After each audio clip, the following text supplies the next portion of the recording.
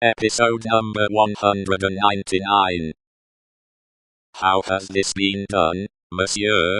said I. "A crazed young common dog, a serf, forced my brother to draw upon him, and has fallen by my brother's sword, like a gentleman. There was no touch of pity, sorrow, or kindred humanity in this answer. The speaker seemed to acknowledge that it was inconvenient to have that different order of creature dying there, and that it would have been better if he had died in the usual obscure routine of his vermin kind. He was quite incapable of any compassionate feeling about the boy, or about his fate.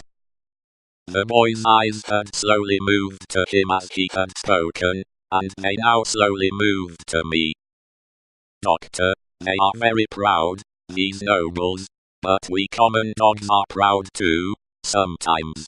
They plunder us, outrage us, beat us, kill us, but we have a little pride left, sometimes. Have you seen her, doctor?" The shrieks and the cries were audible there, though subdued by the distance. He referred to them, as if she were lying in our presence. I said, "I have seen her. She is my sister, doctor. They have had their shameful rights, these nobles, in the modesty and virtue of our sisters, many years, but we have had good girls among us. I know it, and have heard my father say so. She was a good girl.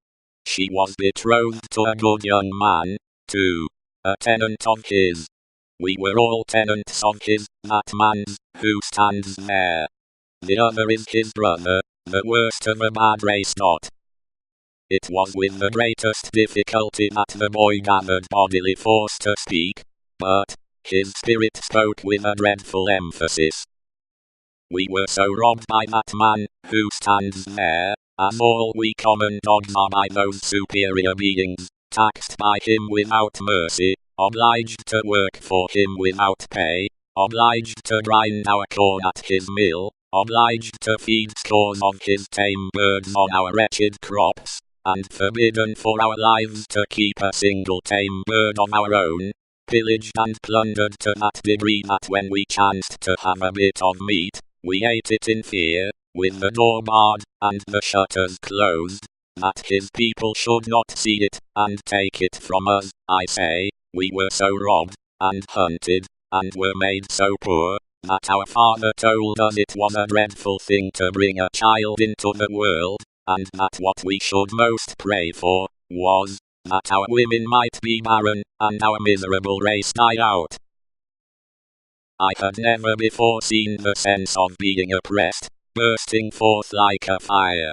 I had supposed that it must be latent in the people somewhere, but I had never seen it break out, until I saw it in the dying boy.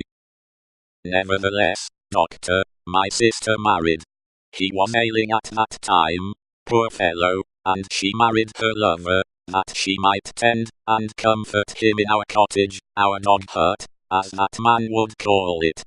She had not been married many weeks, when that man's brother saw her, and admired her, and asked that man to lend her to him, for what are husbands among us?